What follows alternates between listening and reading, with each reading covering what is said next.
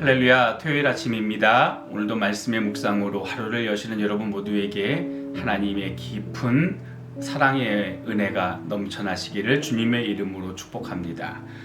저희는 이 며칠간 십자가 위에서 남기신 예수님의 7마디 말씀을 가지고 같이 묵상을 해 보려고 합니다.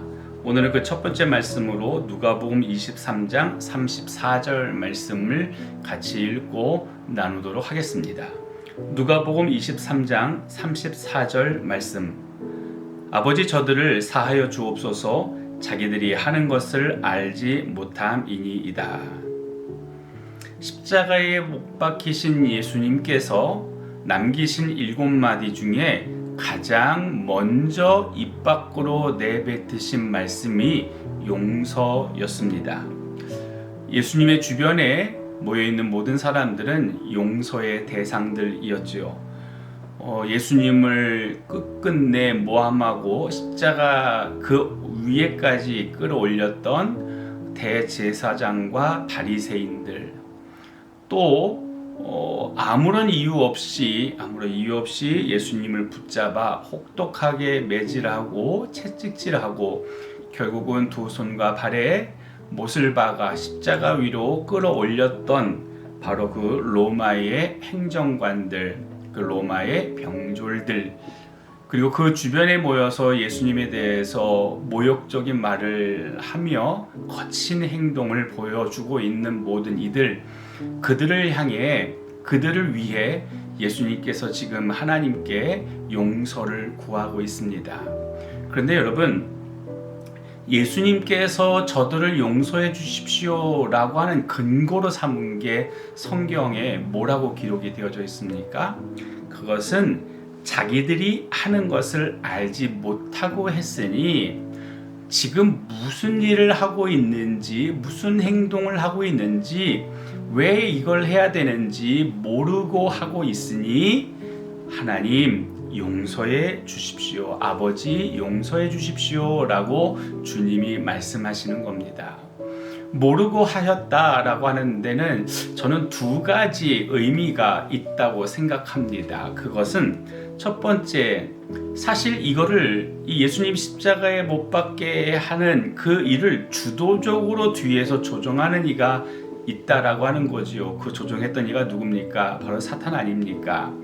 사단이 우리의 마음속에 이 일들을 진행시켜 가도록 미혹하였는데 사실 그걸 우리가 모르고 있다라고 하는 겁니다.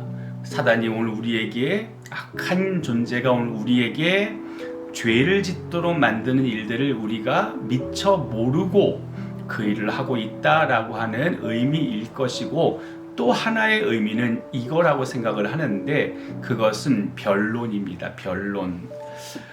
우리 어린아이가 만약에 다른 사람을 향해서 뭔가 잘못을 했다고 생각했을 때 그 아이가 너무 어린아이고 이 아이를 조금 보호해주고 싶다라고 하는 생각이 들면 부모의 입장 안에서 이런 표현을 쓸 때가 있습니다. 죄송합니다. 이 아이가 아직 잘 모르고 그랬습니다. 용서해 주십시오 라고 하는 거죠. 모르고 그랬습니다. 이게 바로 철이 없어서 그랬다라고 하는 우리들의 표현인데 이것을 통해 이 아이를 보호해주고 싶은, 변호해주고 싶은 부모의 마음, 아비의 마음이 담겨 있는 것처럼 예수님께서 어쩌면 전자에 대한 부분들은 우리가 신학적인 의미 안에서 서로 통용되어지는 이야기를 한다면 우리가 인간적인 관계 안에서 본다면 후자적인 의미가 좀 더 많은 게 아닐까라는 생각을 해봅니다. 하나님 아버지, 얘네들이요 모르고 그랬어요. 그러니 용서해 주세요 라고 하는 겁니다. 모르고 그랬어요. 실상 오늘 우리가 짓는 죄의 상당수는 우리가 모르지 않습니다. 압니다. 아는데도 오늘 우리는 그 일을 합니다. 그 일을 하는 이유에 대해서 이사야서 53장 6절에는 우리는 다 양 같아서 그릇 행하여 각기 제 길로 갔거늘 여호와께서는 우리 모두의 죄악을 그에게 담당시키셨도다 라고 표현을 하고 있는데, 여기에 보면 자기 소견에 옳은 대로 라고 이렇게 이야기를 합니다. 쉽게 얘기하면 제멋대로인 거지요. 오늘 우리가 죄가 이것이 좀 문제가 있어. 특별히 신앙생활하면서 하나님의 말씀에 대하여 익히 들어온 우리들에게 있어서 이건 좀 아니지 않아?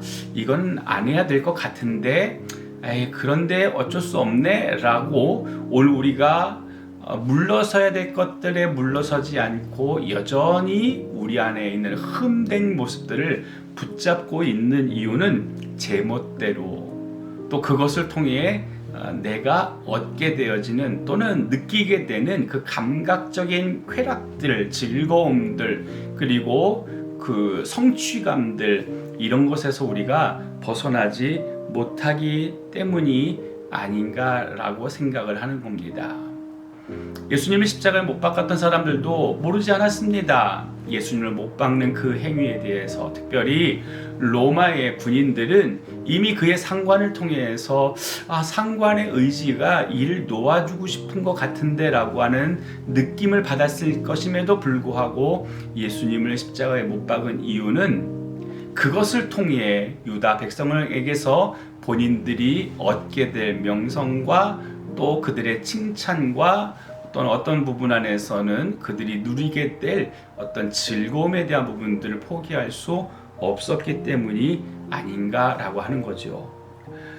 이런 오늘 우리들에게 로마서 12장 2절 말씀은 이렇게 얘기합니다. 너희는 이 세대를 본받지 말고 오직 마음을 새롭게 함으로 변화를 받아 하나님의 선하시고 기뻐하시고 온전하신 뜻이 무엇인지 분별하도록 하라라고 이렇게 얘기합니다.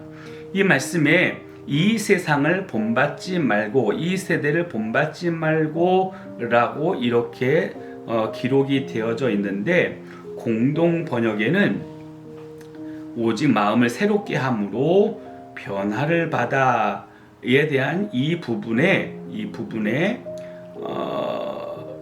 우리 안에 새로운 것들에 대한 새로워짐에 대한 부분들을 더 강조하기 위해 세상을 본받지 말고 라고 쓰고 있다라고 하는 거죠. 영어로 하면 renew 또는 reset, reform 이런 단어로서 이야기되어질 수 있을 겁니다. 우리에게 renew, reset, reform 되어지는 그런 수고와 노력이 있어야 된다라고 하는 겁니다. 우리가 모르고 했다라고 주님은 우리를 변론하시지만 우리는 상당수 많은 잘못들을 이미 알고 있음에도 포기하지 않고 또는 여기에 대해서 책망하지 않으실 거야 라고 하는 기대감으로 여전히 우리는 죄의 문제를 내 손에 붙잡고 있는 게 아닌가. 그렇다고 한다면 주님이 우리를 용서하시려고 애쓰셨던 것처럼 우리도 주님 앞에서 리셋되려고, 리폼되려고, 리뉴되려고 다시 주님을 향해서 우리의 시선을 돌리는 그런 은혜가 있어져야 되는 게 아닌가 싶습니다. 믿음은 우리가 믿는 것처럼 보이지만 사실은 우리가 믿는 것이 아닙니다. 믿음의 원형은 죄를 회개하는 것이고 그로 인해 성령의 임재로 인하여 우리가 본질적으로 믿게 되어지는 겁니다. 오늘 그러기에 오늘 우리의 마음을 우리의 영을 새롭게 하여 내 안에 계신 성령님이 나를 더 거룩으로 이끌어 가실 수 있도록 우리를 내어드리는 그런 수고와 그런 마음의 자세들이 또 신앙이 우리들 가운데 있어질 수 있었으면 좋겠습니다.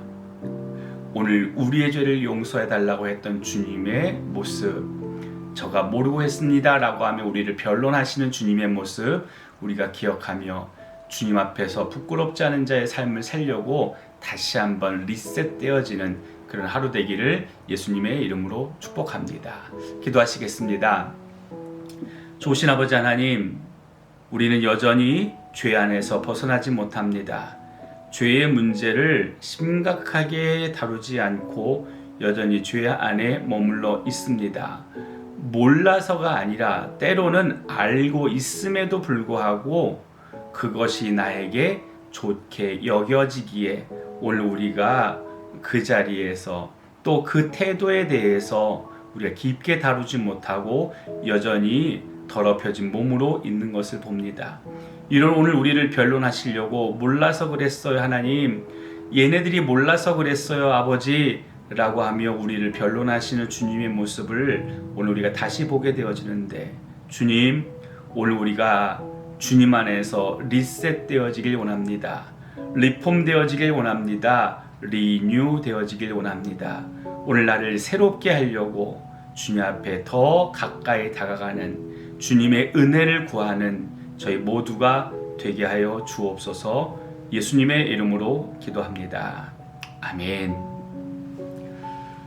주말입니다. 오늘 하루 여러분 또 믿음 안에서 잘 지내시고, 내일 주일 주님 앞에 나와 우리 모두 함께 우리를 사랑하시는, 우리를 구원해 주신 예수님의 이름을 높여드리며 같이 함께 예배하는 귀한 날 되기를 주님의 이름으로 축복합니다.